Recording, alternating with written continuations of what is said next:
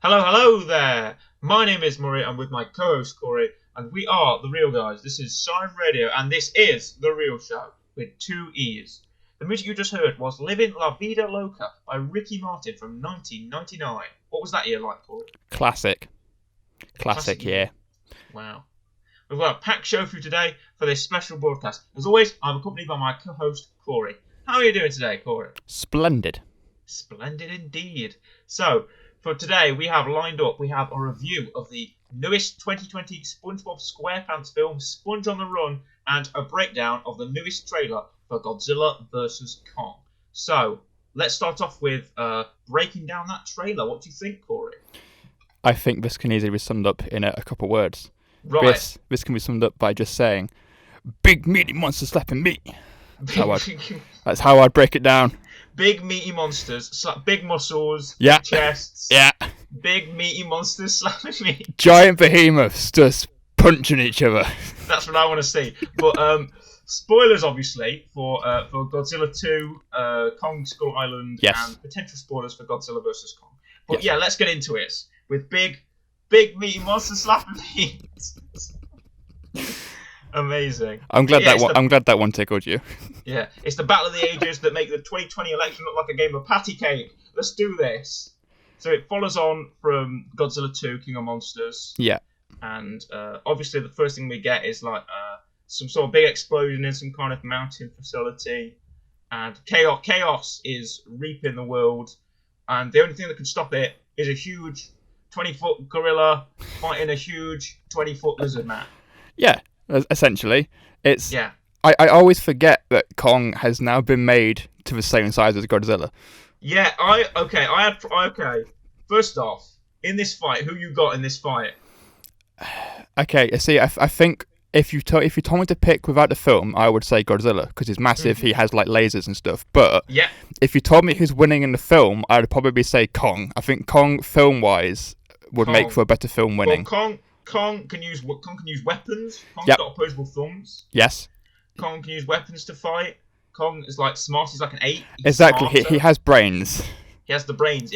But he also has like the fortitude. He has the stamina. Yes. Godzilla, he gives you one blast of an atomic breath and he's out. He needs to be like superpowered by like nukes and stuff. But anyway, following on from Godzilla 2, we've got Carl Chandler and Millie Bobby Brown's characters from Godzilla 2. My question is, first off, have you seen Godzilla 2? I have, but it's been a while. Right. I'm wondering, where did Charles Dance go? Charles Dance had characters in Godzilla 2. He had Ghidorah's head in the credit scene. Yes, he did. He had the third head of Ghidorah that got sliced off. Where's that? Where's the Ghidorah head? It'll make an appearance. Ghidorah probably. 2. I hope he does in some kind of thing. Where is Charles Dance? Where he at though? Where is Charles Dance?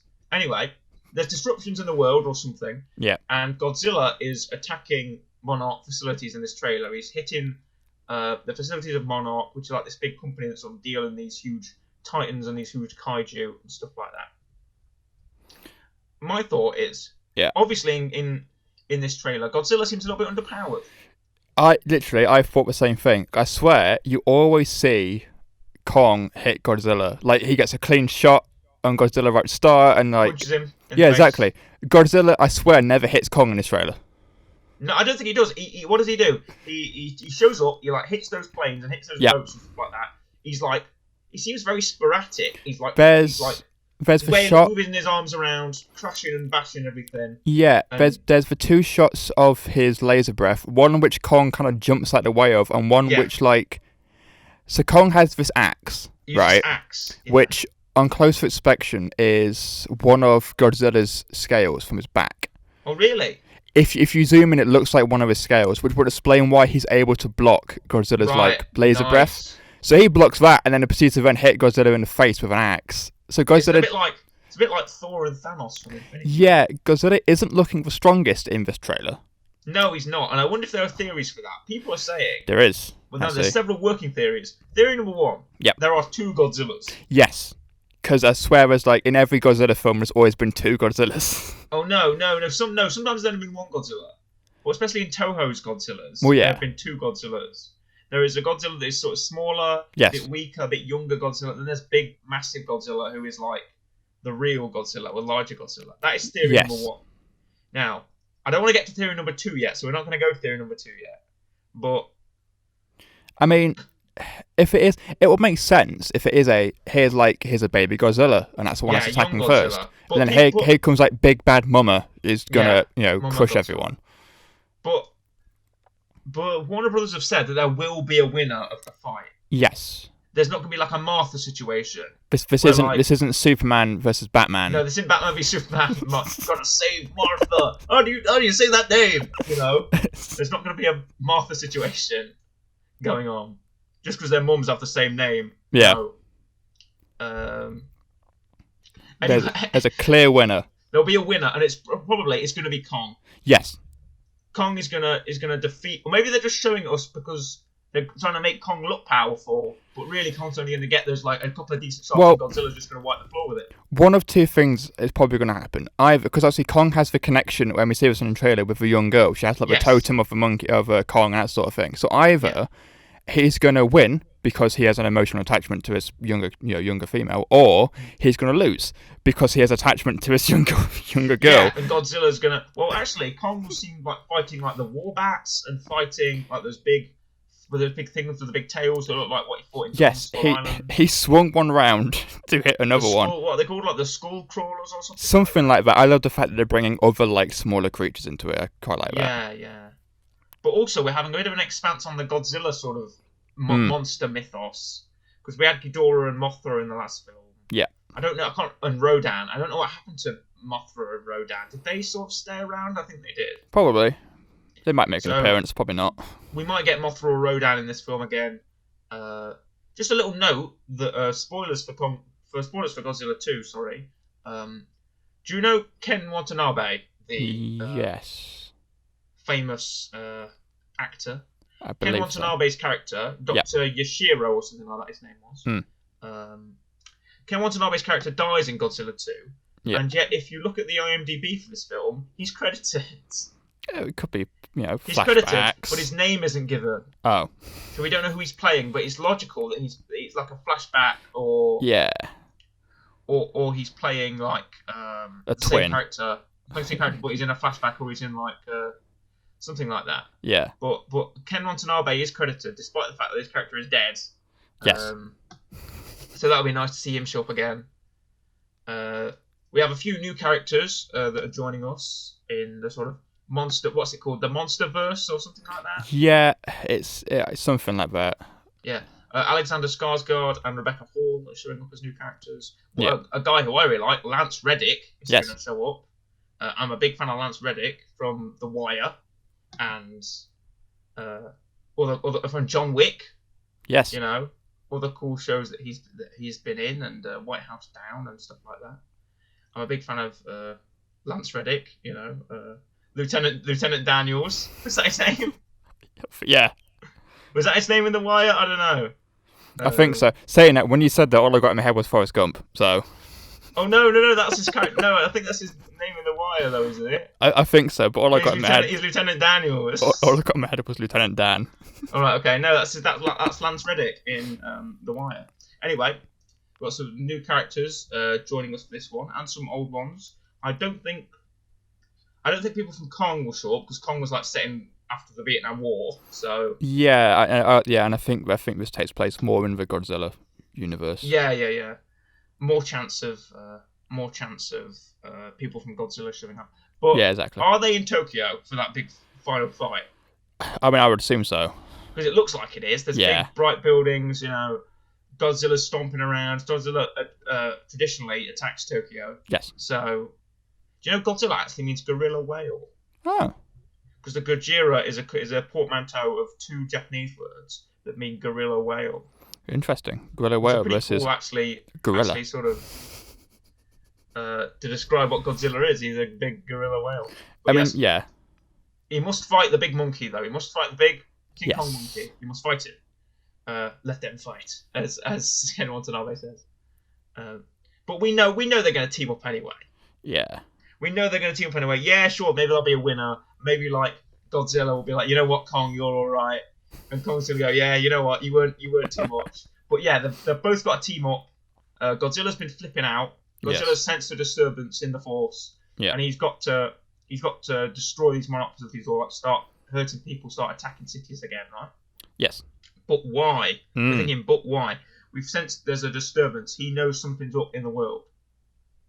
And it was said that in the last film that Godzilla will, like, if humanity's like stepping out of line, Godzilla's going to come back and sort them out, you know? Yeah. So why are they stepping out of line? Here's my theory. Okay. Mecha Godzilla. I mean, that's one of the... I've heard 3 theories in the mecha universe. That's one of them. It's probably... The Mecha Godzilla. It's one of the more plausible. Yes. Well, no, I said there was 2 theories. I said there was... One theory is there's 2 Godzillas. Another theory is it's Mecha Godzilla. No, but I mean, like, as far as, like, mecha something goes, Mecha Godzilla is the most likely, probably. Mecha Ghidorah. That's the other one, which could happen. We've seen him before. You mentioned the severed head. So it would make sense. Could be used. It could have 2 robot heads and one I've also seen people mention, and it's not called Mecha Kong. I forgot Kong. I forgot it exists. It's an actual thing that happened King Kong. in one of the older films. There is. I forgot what it's called. It's disregarding that theory entirely. It's like Mechanicong or something. Mechanicong. It won't happen, but it'd be cool. Like a character in Mario Kart. Yeah, I mean, to be fair. Mechanicong. Thing is, I don't know. Mechanicong probably isn't going to make an appearance, but I don't know out of Mecha King Ghidorah or Mecha Godzilla. I don't know which one I'd rather see. I'm going to go Mecha Godzilla. Do you know why? Why? There's 2 shots in this trailer. One of them is after the start of the explosion of that sort of mountain facility. You can see there's people running down like subway stairs or something like that. Yes. There's people running downstairs, and if you look above them, there's like it's out of focus, but there is a huge sort of robotic Godzilla head. There's a huge metal thing with 2 like red glowing eyes. Red glowing eyes and like yellow sort of LED lights on him and stuff like that. Yeah. And you can clearly tell that is a robot. You can clearly tell that it's supposed to be a Godzilla head. So that's and argument number 2 is that there's a shot in this film where an actor's sort of giving a line, and behind him there's like a screen of like schematics, and it says like charge full or something like that, or charge something, and it's talking about like text schematics, and there's a picture of what looks like Mecha Godzilla's body. Yeah, I mean, like a frame of a Godzilla. But yeah, that's the thing, because the first one in the subway, I'm like, okay, right, but it looks like a robotic thing. It has red eyes, and I'm thinking, well, Godzilla hasn't got red eyes. Neither has Kong. However, small tidbit, one of the Funko Pops, which I never thought we'd maybe be mentioning on a radio show, there is a Kong Funko Pop, and one of the Kong Funko Pops also has red eyes, which has people speculating all sorts. But I was about to say a Conco Pop. a Funko Pop that has red eyes. A Kong that has red eyes. Yes. Right. Well, I'm going to parry that with. There's been concept art that's sort of blurry. Yeah. That's been released. And one of them is a very, very clearly Mechagodzilla. Yes. Apparently, there's also a Mechagodzilla in the toy line as well. Yes. But the schematic, it could also literally just be a schematic for Godzilla. The text might be a bit weird, but it could also just be that. Right. Kong with red eyes. I imagine Kong just gets angry. I mean, yeah, it could be. What if Kong just gets angry and Kong has like red eyes? Or what if like they try to nuke Kong or something? What if it turns into Cyclops?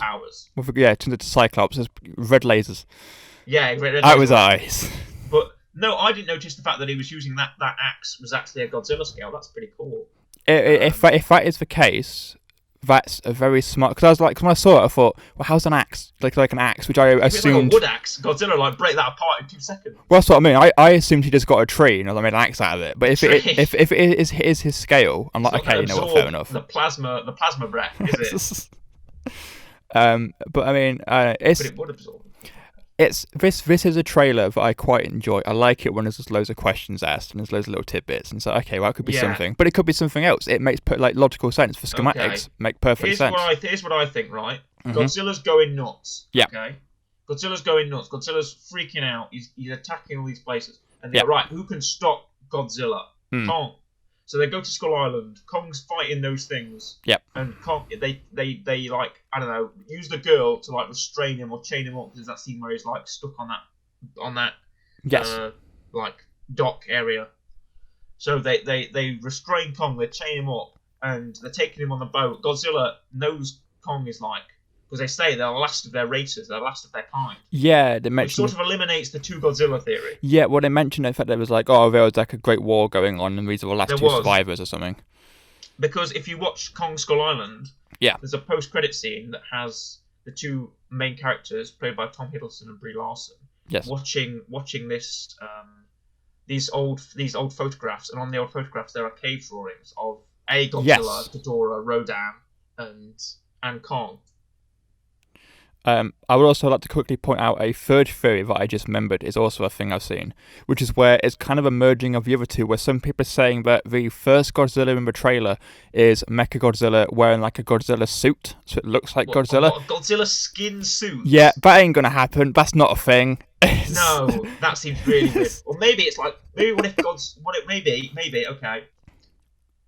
what if when Kong, Kong's fighting Godzilla, and when Kong shoves his axe into Godzilla's face, right, it breaks off and he's got a metal face. I mean, and this relates to what we're going to talk about later. It reminds me of that one scene in SpongeBob where like Patrick turns up, and it's a gorilla in a Patrick suit. That's all I'm going to be thinking of. He's got a zipper. Exactly. It's Mechagodzilla in a Godzilla suit. Yeah, he's like, hold on a second, Kong, wait a minute, and just unzips himself. Like, aha, here I am. It was me, Mechagodzilla, all along. But, shocked gorilla face. My theory is Godzilla's been like fighting all this stuff. He's underpowered, whatever. I don't mind. I don't mind that Godzilla's underpowered as long as it serves the story. Yeah, exactly. Godzilla can do a flying 20-foot air drop kick, and it can serve the story. I mean, Godzilla is technically a black belt in judo, so. yes, he is. Yeah. But anyway, Godzilla's underpowered. That's I don't mind. Kong is like beating them up. But then maybe like Godzilla gets hit with a nuke and gets like to fight back. He gets like the nuke powers that he had in the last film. Yeah. But then humanity is like, there's only one thing that can stop Godzilla. More Godzilla. Yes. So they make Mechagodzilla, and then Mechagodzilla goes rogue or whatever. And they both have to team up to fight Mechagodzilla. I mean, it's that's. In my head, that's essentially what happens. It's going to be a case of Kong somewhat wins, and then Mechagodzilla turns up, and it's like, Kong look. Kong gets enough of an advantage to call it winning. Yeah, it's going to be a case of like, so Mechagodzilla turns up, and like Godzilla is like heavily damaged, so it's technically a 1v1 or something. Yeah. And then that'll probably be a thing of they'll team up, or I've heard people say that it will just be Kong versus Godzilla, and then like near the end, Mechagodzilla turns up, which then like spins the motion for another film where it's what? Like, but then it's gonna have to stop. Then we don't know what happens with Mechagodzilla. Well, no, it'll the next film will then just be Mechagodzilla versus Kong and Godzilla, which probably won't happen. But also, then I wouldn't mind that. I would mind that. I'd want like Act 1 and Act 2 is Godzilla versus Kong. Right, yeah. Give you what you come for. Okay? Yeah. Does what it says on the tin. Act 3 is Godzilla and Kong tag teaming on Mechagodzilla. I'm fine with that as long as the film is roughly 3 hours long. As long as there's enough time for it all to make sense. 2 hours and a half. I wouldn't mind. I'd still watch it. 2.5's alright. Give it to Peter Jackson. He made a 3-hour Kong film. He knows what he's doing. And then we have the subplot of like what's wrong with Godzilla. Yeah. And the subplot of like Kong and this girl, and throw them in, and that'll be fine. Yeah. But you know what? One thing, I hope people don't get mad at the fact that big monsters are fighting in this film. Because last film, because in Godzilla 2 King of the Monsters, whatever it's called, people got annoyed for some reason. Critics got annoyed, including my god, Mark Commode, got annoyed the fact that in this big monster fighting movie, we have big monsters who are fighting. Well, this is the thing, because in the first Godzilla film this is all connected to, was it 2017? I can't remember when it was. It was Gareth Edwards directed. Yes. 2014, I think. Okay, there you go. I remember everyone going there wasn't enough Godzilla. There was 10 minutes of Godzilla. Exactly. And then obviously you had Skull Island. I quite enjoyed it. I thought it was quite good. And then you had Godzilla 2019, and I enjoyed it. I thought, okay, cool, we get more Godzilla. It's more fighty. I do get a lot of the complaints that a lot of the fights is just like kids Godzilla and there's loads of lights and there's loads of lasers. Don't you want Godzilla? Loads of lights and loads of lasers. What have you come for? I've not come for a Regency costume drama. Watching a Godzilla film. No, I want more of like a boxing match. My favorite part of trailers where literally King Kong just punches Godzilla square in the jaw. More monster combat is what you want. Yes. Okay. I want a Hunger Games of just like big monsters and kaiju. That's what I want. Yeah. Rather than just Ghidorah fires a laser at Godzilla and Godzilla fires a laser back at Ghidorah. Yeah. I don't want no Dragon Ball Z. I want a boxing match. We'll see. Where it takes them 20 episodes to charge up and get hit with it. Yeah. You know, and then but there was more monsters in Godzilla 2. Yes. There was that big mammoth sort of monster, the big crab one that's named, and a big spider one that's likewise named something as well. Even though I like to say that I know a bit about the Godzilla sort of mythos. Yes. I like to say that I know a bit about the Godzilla mythos. I know that there's 3 Mechagodzillas. I think there's 3 or there's 4. But this is probably going to be the first iteration of it in this new sort of Godzilla reboot. Yeah. I'm hoping for Mecha Ghidorah at some point. It'll probably like Rodan to come back, or it'll probably happen. I can almost guarantee you it's something at the end of the film will be like, here's this like teaser for another villain that will come in like the next one or something, and they'll probably do that. Griffin. I'd like Griffin. Yeah. Or like Space Godzilla or something like that. Yes. They'll do something. Okay. Because have you seen Space Godzilla? I have. He's got like massive like crystals for wings. It's so cool. I'd love to see Space Godzilla, even though people in Year of Our Lord 2021 like rational, logical explanations in their films. Yes. This isn't Toho anymore. We can't say, "Oh, this is Godzilla, but from space." Yeah. You know, it's going to take a lot of explaining to legitimize massive robot Godzilla. I'd like to see them try and explain that. But it'll take even more to explain massive alien Godzilla. You know? Oh, I love Space Godzilla. So. Yeah, I mean, trailer's good. I'm looking forward to it. I think it'll be a good film. Let's actually bring it back to how can you watch this film? You've got at your local theatre should be released, and also HBO Max if you've got that. Yes. Are you aware that there was a rampant bidding war for this film? I am. I was aware. Yeah. Which makes sense. Yes. Everyone was like, "Oh, I want to buy this film. And then there was a bit of controversy because Warner Brothers shelved out a massive amount of money to get it on HBO Max, and people who'd worked on the film were a bit annoyed. Yeah, I mean it's so like, oh, we worked on this film and you're giving out this massive amount of money to this streaming service. Well, I think A, it's going to get more people watching it. Yep. And B, if you want, we need big blockbusters like this to kickstart the film industry again. Yeah, we do. We need big blockbusters to get people in theaters. And I'd go to the cinema for this film. All right, well, literally 100%. As soon as this film comes out, I am watching it, and I can guarantee me and you, whenever this film comes out, are going to be sat and we're going to be talking for another hour about the film. Yeah, I'd love to review this. I'd love to review this film. I really, really would. I'd love to get a review out. It's March 26th, people, by the way. Since I've not said it so far. See, I do there you go. My notes. There you go. March 26th, not very far away. It's not. Mark your dates for the Saturday after March 26th for the real show, doing a Godzilla talk. You know what? I could probably make an occasion out of it. I could probably go and see it. I'll just get a free trial of HBO Max and watch it on that.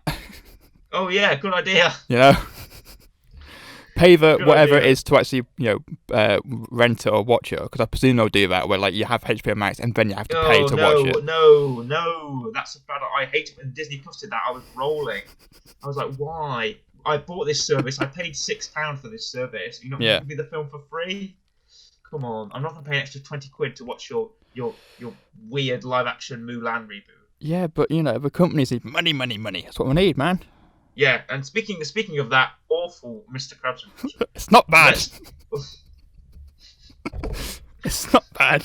Right, okay. Speaking of that, not bad Mr. Krabs impression. Thank you. Let's go on and talk about Sponge on the Run. So, first off, why are we talking about this film? Because we can, and it's SpongeBob. Yes, it came out 5th of November in 2020. Sponge on the Run, SpongeBob SquarePants. It's a sequel to the two before it, which is the SpongeBob movie and SpongeBob Sponge Out of Water. Sponge Out of Water, is that it? Right. Well, I'll let you sort of go on first, and then I'll sort of drop in when I need to. Yeah. So I had I'd have high hopes for this. I enjoyed the first one, the SpongeBob movie. I've not seen Sponge Out of Water. I enjoyed the first one. And immediately, as soon as I started the film, after the whole credits of companies and whatever. By the way, that is the best Paramount logo I've ever seen. Yes. That was very cinematic. I was like, this should not be in front of a SpongeBob movie. No, you were moving with the stars through the ocean and the rivers, and there was trees by the side. There was a mountain in the distance. To think, oh, what could it be? What wondrous marvel is this?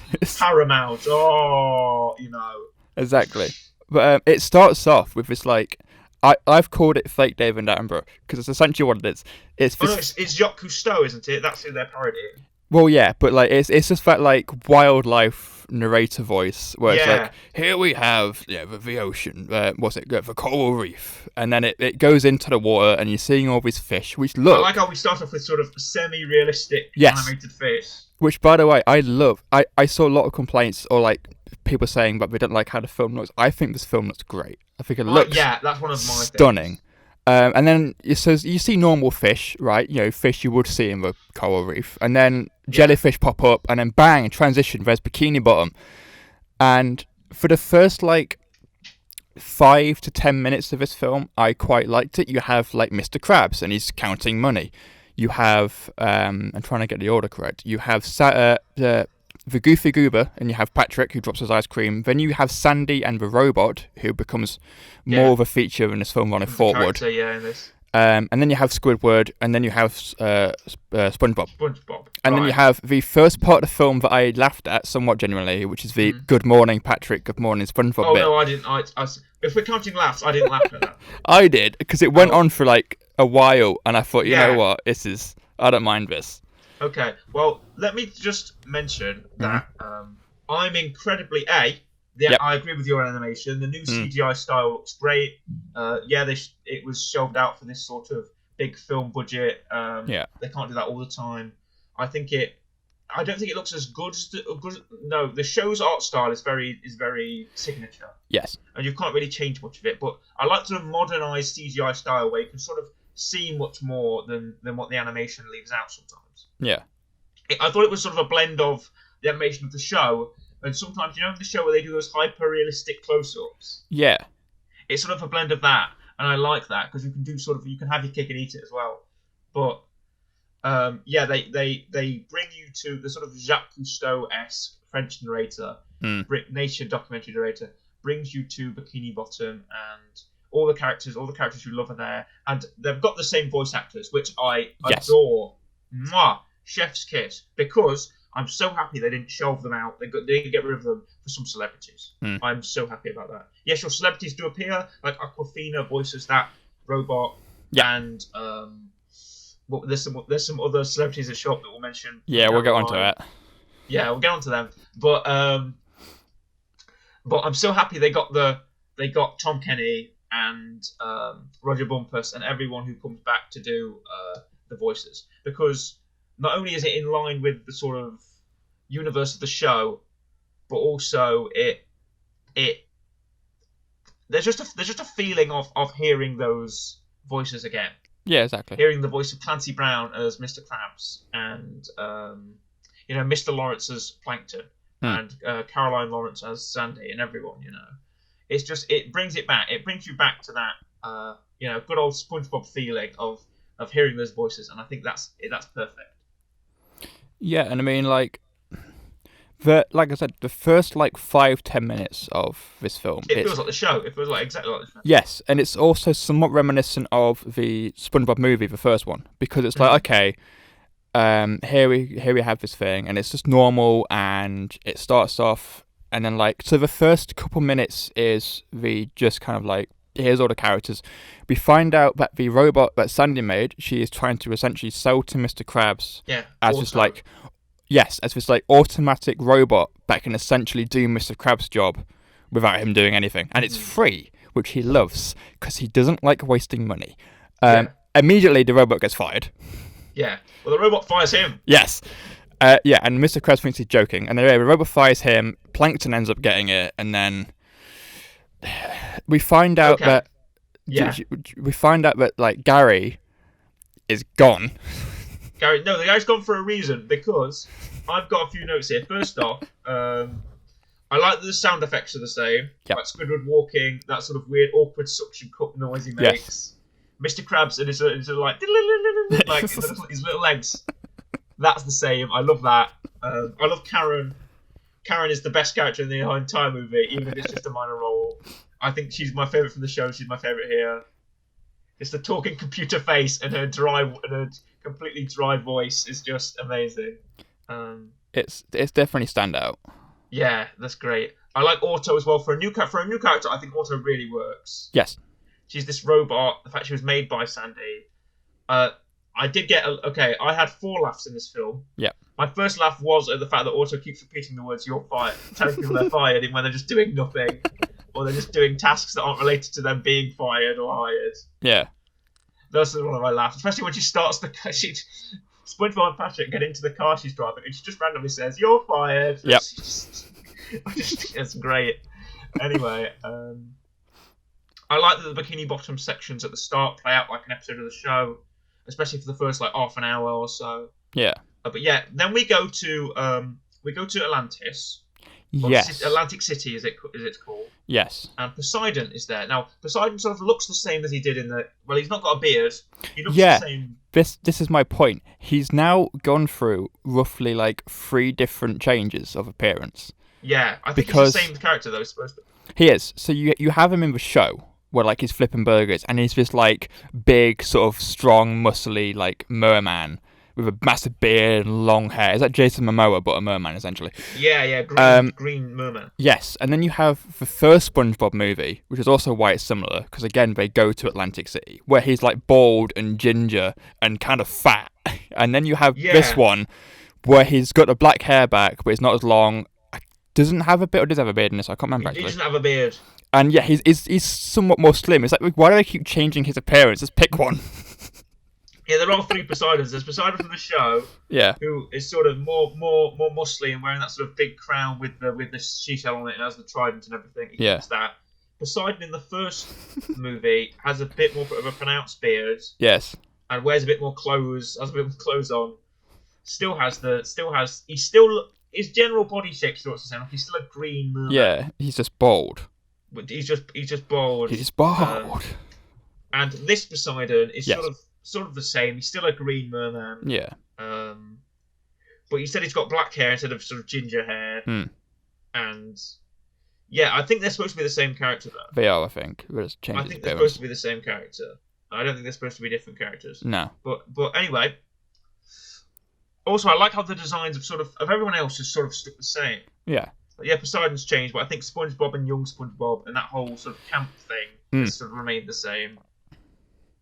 Like they are those backstories are supposed to be legitimate. Yeah. They're canon, to use that word. But yeah, and then Poseidon is sort of using the sort of he's using the goo or the goo or like the goo, the essence of the sea snails, sorry. Yes. The essence of the sea snails to keep himself looking young and looking youthful. Yeah. So hence why Gary's there. Yeah, he runs out of his sea snail, and his underling, his sort of clerk, carries out this plan to get another sea snail. Yeah. So Plankton uses it to coincide with this evil scheme to get rid of SpongeBob. Because Karen says that SpongeBob is the one that always messes up the plans. It's never Mr. Krabs. Yes. It's always SpongeBob and his sort of his woeful ignorance. Yeah, how a Plankton being dumb thinks it's Mr. Krabs. That's the problem. Yes. So Plankton gets the Krabby Patty formula, or tries to get the Krabby Patty formula. Yeah. But he's foiled by SpongeBob. Yes. And again, so Plankton sees the message by the Poseidon's clerk and goes, right, okay, I'm going to steal Gary away. I can give Gary to Poseidon. That way, SpongeBob will go out looking for him, and SpongeBob does. Now, first of all, there's a fire hydrant underwater. What is the need? There's a scene where SpongeBob is putting up posters of a lost Gary. And by the way, that number is real, and if you ring it, there's like an automatic SpongeBob message. Nice. I found that out. If you actually ring that number, there on the poster, there is like an automatic SpongeBob message where SpongeBob answers it, asking if you've seen Gary. Nice. But anyway, SpongeBob is putting posters around the town, and and there's like a fire hydrant. I'm like, why do you have a fire hydrant underwater? What is the need for that? Listen, man, but I mean, like the you can't grid. Have a fire underwater. There's no place for the fire to go. Yes, but like the grid all blows up and that causes fire and stuff. Also, you can cry underwater. You can't cry underwater because you're full of water. He's a sponge. You should soak it up. Anyway,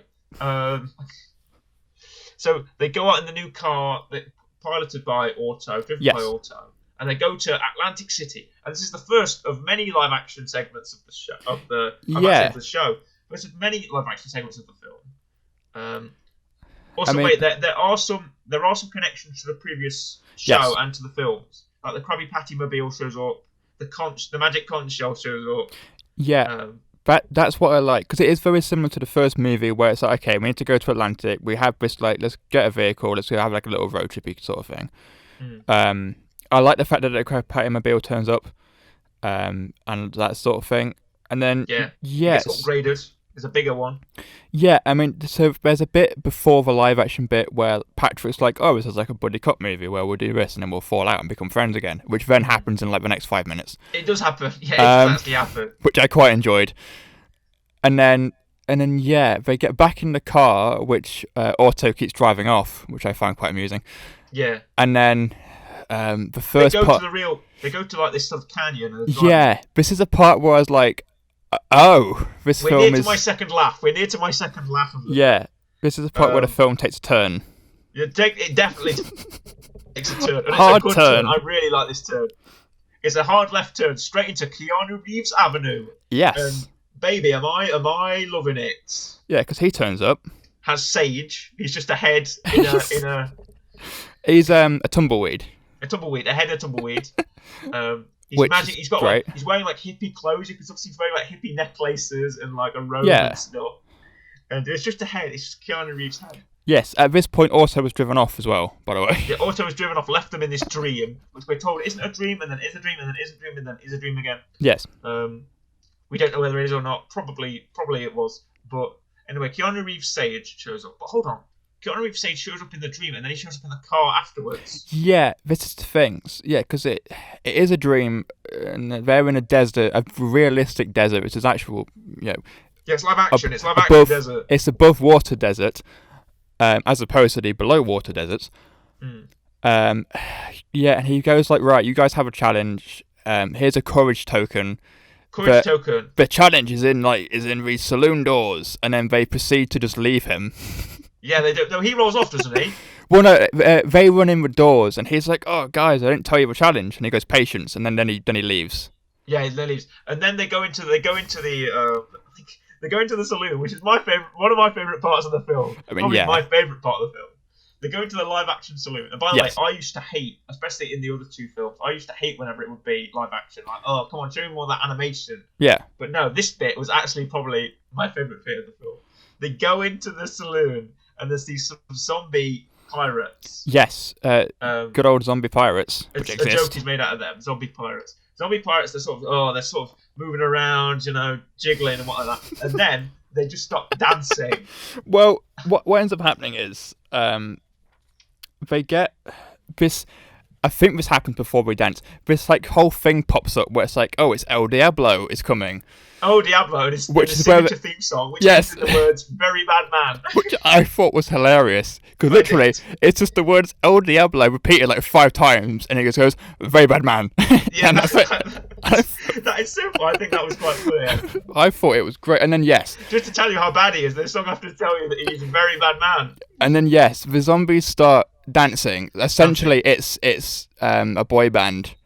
And they just start dancing and singing. Popping and locking and dancing. Yeah. And like moving around, dancing on the bar, and there's someone sat at the bar, and the camera like zooms in epically towards this man. He turns around, and it's Snoop Dogg. It's Mr. Just Eat himself. It's Snoop Dogg. It is. It's Snoop Doggy Dogg. Who starts rapping? Because of course he does. Yeah, he starts. Literally, Snoop Dogg will like rap for anything. I do find it funny that like there's someone else who also turns up, which we'll get to in a minute. I do find it funny out of the like 3 celebrity appearances in this short time frame when you were watching this film. You message me. You didn't message going, "Oh my god, Keanu Reeves," or the next guy. You message me going, "Oh, Snoop Dogg's in it." Like that's the one person that shocked you was in this film. No. Okay, here's my second laugh because I didn't. Out of everyone to show up in this film, I didn't expect. I'd watched no trailers. I had no idea anyone was in this film, so I was quite surprised. I was like, I knew like maybe the voice cast had come back or whatever. I was quite surprised that these 3 people who we're going to mention, 2 of which we already have, were in this film. First of all, it was Keanu. I thought, oh, right, okay, that's cool. I think Keanu Reeves in this film. Yeah, he's a good actor. And then I didn't expect Snoop Dogg. No one out in the world. No. Snoop Dogg to turn around and just start rapping. I expected someone, because again, in the first film you have Hasselhoff. Yeah, they do have Hasselhoff. Who makes an appearance. Which makes sense. Hasselhoff makes sense. Reeves and Snoop Dogg do not make sense. However, I still somewhat enjoy them being in the film. Yeah, Snoop Dogg, literally, you can pay Snoop Dogg $5 and he'll start rapping for you. Yeah. He's appearing in everything at the minute. He is. Again, he's the voice of Justy here in the UK. Yes. I love that advert so much. Yeah. He's also sometimes he shows up in like pro wrestling promotions and stuff like that as well. He was in AEW a few weeks ago. So yeah, he loves just showing up and rapping in places. He'll rap for anything. He'll rap for food. He'll rap for Sasha Banks. He'll rap for Spongebob Squarepants. He'll rap for anyone. Anyway, I think Snoop Dogg's got to that sort of bit in his career where he just doesn't mind now. No, he just is whatever. He just does whatever he wants, and whatever. More power to him. More power to you, Snoop. Anyway, Snoop does a little rap verse, and then he sort of goes off. He goes, and then El Diablo, very bad man. Here he is. He comes in, and it's Danny Trejo. Good old Danny Trejo. Good old Danny Trejo. He's so cool. Danny Trejo shows up as El Diablo, very bad man. Very bad man. And yes, El Diablo, very bad man. He shows up. And he's like really also. He can do anything. He can. He's literally so intense. He's so powerful. He's so like, what are you doing? Oh, dancing. Yeah, and then it was like Dance Break Friday or something, which is why they're allowed to dance. Yeah. SpongeBob and Patrick end up getting kidnapped, essentially. Yeah. Because it's like, bring the prisoners to my office, and then they drop a cage on SpongeBob, and then it's the whole thing of like, he tells them it's not a dream. He's got laser vision. Yes, they're supposed to. Also, we should probably explain this. They're supposed to free the zombie pirates. That's their challenge. They're from El Diablo, very bad man. From his curse, because he is. He's an evil. He's a very bad man. He's a very bad man. You have to stop him. He's Machete. You should be. He is Machete. So they end up in his office, and then, he uses laser eyes to break the cage open, telling him it's not a dream. And then they try to use the courage token. They hold it up, which does nothing. Yeah. Of course it doesn't. And then I say discover, they don't discover it. They accidentally defeat the very bad man by using a curtain. Yeah, they do. There's a curtain, they stop him, he goes out the curtain, and he gets burned away. Yeah, they open the curtains, and like you can hear him in pain, and they think it's the like curtain bar that needs oiling. We can just keep opening the curtains, and then he just turns into ash. Yeah. And then that's it. So then they free all the zombie pirates from El Diablo, very bad man. Yep, they get freed. I know it's like a minor role, but I still have seen Danny Trejo in anything. Yeah. He's just so cool, and so hard to believe he's 76. I know, right? He's still rocking it. He's amazing. Anyway, they escape from El Diablo, very bad man, and they head on to Atlantic City. Now we get a few cutaways to Bikini Bottom, where Mr. Krabs is sort of down his luck because SpongeBob isn't here. He can't cook the Krabby Patties.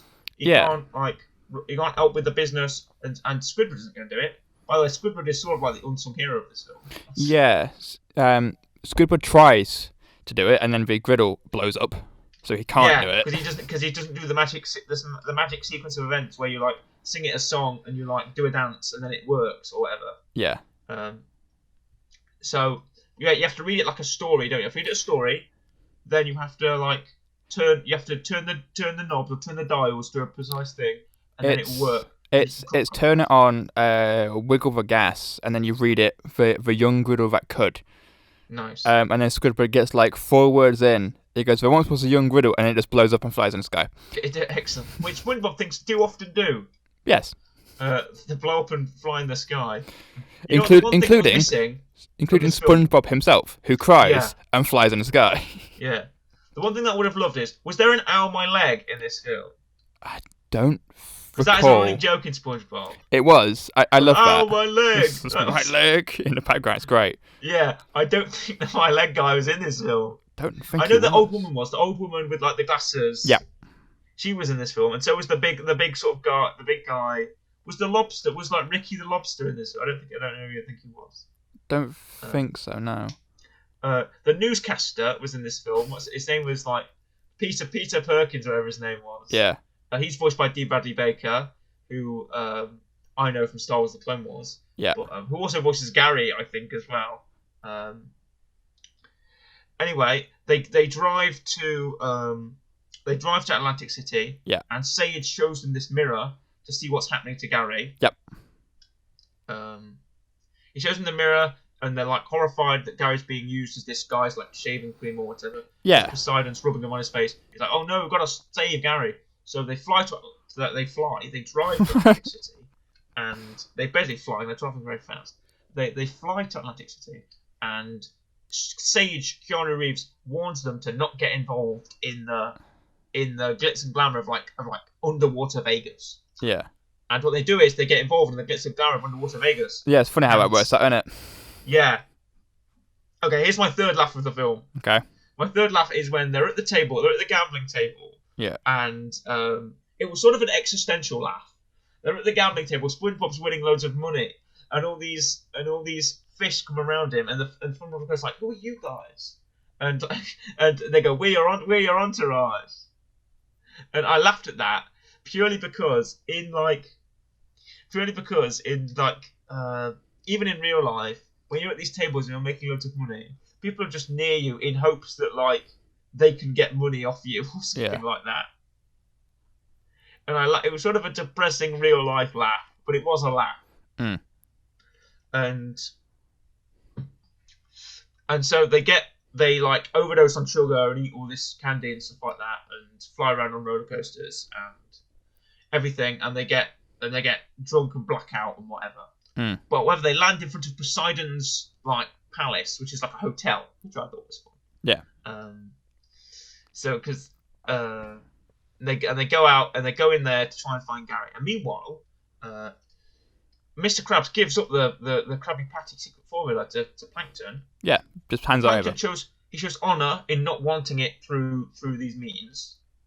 He says, "Oh, you're defeated. I must defeat you." Yeah. Which I think is fun. I must defeat you. You can't be defeated by these circumstances. We must go and help. I like how he begrudgingly helps this way. Yeah. Because he knows that he can't have a clean victory. He wants a clean victory over Mr. Krabs. Yeah. He doesn't want a dirty victory, which is a nice spin on their sort of rivalry they have. And they team up with Sandy, and they use the Krabby Patty mobile to go to Atlantic City. I've talked for a while. I'm going to let you speak. I mean,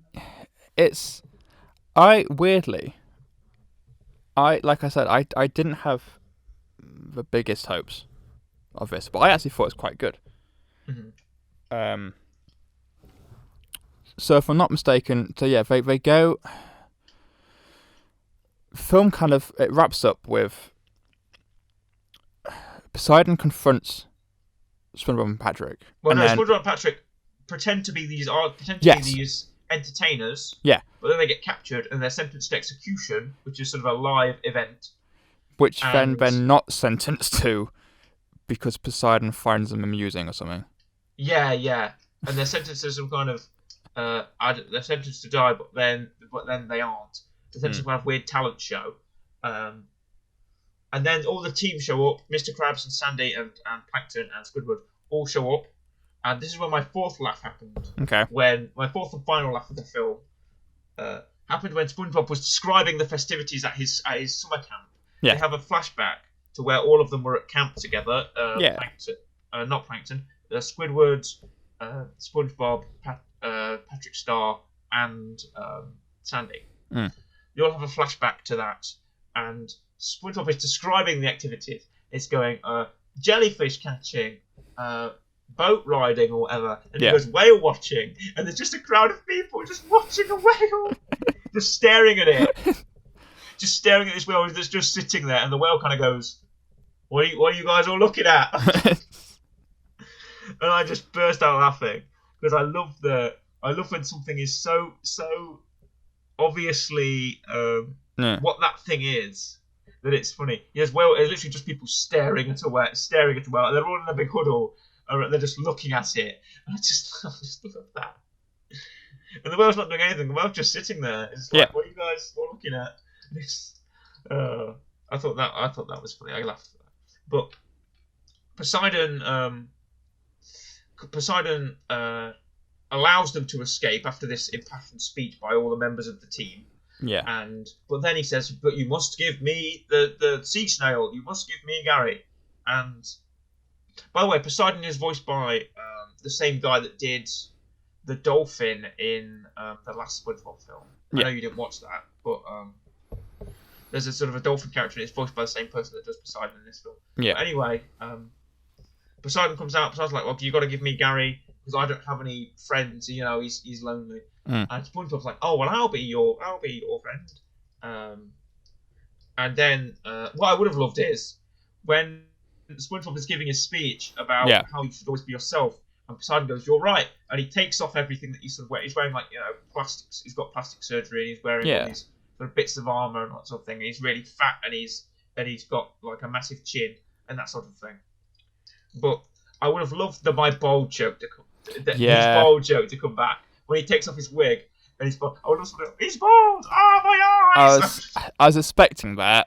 Bald! Yes. I would have loved that. That would have been the perfect thing. But they don't do it. No. And then it wraps up with them like going back to Bikini Bottom, and the equilibrium is reestablished. Everything is sort of set back. Yeah. And it's a nice little adventure of a film. Yeah. To get back, originally it was going to be like a Wonderful Life parody, I think. It was going to be called "It's a Wonderful Sponge." Right. And they were going to have a Wonderful Life parody where like SpongeBob is like dejected in his life and doesn't want to be there, and he's like showing what life would be like without him. Yeah. That's why the sequences of like the Krabby Patty not having anyone to cook the patties. That's where there's sort of sequences that are like that because it's sort of based off that sort of concept. But then it became like the missing Gary concept, where SpongeBob has done quite a bit, but they seem to reinvent it, so I'm happy with that. Yeah, exactly. What is your real rating for SpongeBob SquarePants Sponge on the Run? I have given it a solid 6. I've given it 5. Nice. Which is fine. I rate it lower than you. I think I rate it lower than you because it's a comedy. Yeah. But like four laughs is good enough. Yeah. I was like, there's some things that I saw possibility for more jokes there. Like, why does SpongeBob need 3 mattresses to sleep on? Is that ever explained? I don't know. Like the fire hydrant underwater thing, that would have been cool to see, or whatever. If they took the top off and like nothing came out. Yeah. But it's all water anyway. That would have been funny. But yeah, 5-6 reels. That's okay. And for our weekly rec, moving on, it's my weekly rec. It is indeed. And my weekly rec is. Can you guess what it is, Corey? Is it somehow? Is it SpongeBob related by any chance? It is. It's actually an episode of SpongeBob. Very nice. It's an episode of the SpongeBob SquarePants animated series. Okay. And it is Club SpongeBob. Okay. If you don't know what Club SpongeBob is an episode of the 3rd season. I think it's episode 42 because I know they have massive episodes. Yeah. They have massive episode numbers. So, is episode 42 of season 3, and it is where Squidward is brought into SpongeBob and Patrick's like little secret club they have, Club SpongeBob. Yeah. And Squidward sort of takes the mickey out of them, but SpongeBob says like, "Oh, you're not qualified to join our club. You have to go through the kelp forest with us." And Squidward goes with them, and they go into the kelp forest together, and he actually has to do loads of tasks. Like he has to go into this tiny little box house that they've got. They meet in this like cardboard box. Yeah. And they go to the kelp forest. So they get launched out of a tree. I think they get launched out of a tree into the kelp forest. Yes. And this is where my favourite part of the episode comes in. The magic conch shell. Now you're familiar with this immediately when I say it. I am familiar with the conch. Yes. The magic conch, which actually appears in this film for a second. Yeah. SpongeBob sort of knocks it over when he's searching for Gary, and it falls on the floor. But the magic conch is actually this is the episode that features the magic conch, the first episode, and I just love it. I just love everything about it. The way that they sort of respond to the magic conch, saying the magic conch says no all the time. He goes no. It's because it's like I can't remember what is. Squidward keeps asking the same question, and I can't remember what the question is.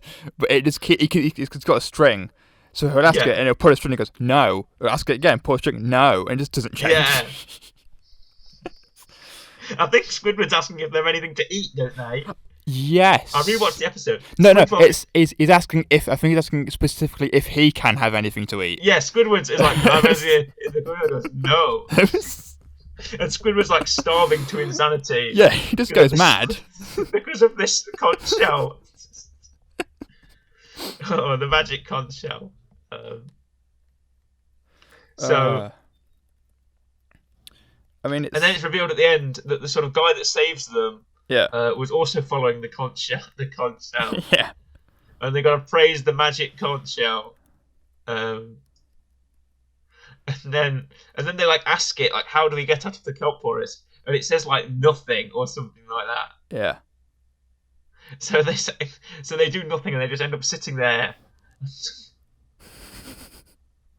I mean, it's one of the more recognisable, one of the more classic episodes of SpongeBob. And the conch shell does appear a couple more times, I think, in the series. It does. Just little cameo roles, and it appears in Sponge on the Run in sort of a visual cameo. So I'm going to hazard a guess that it gets a higher rating than the film.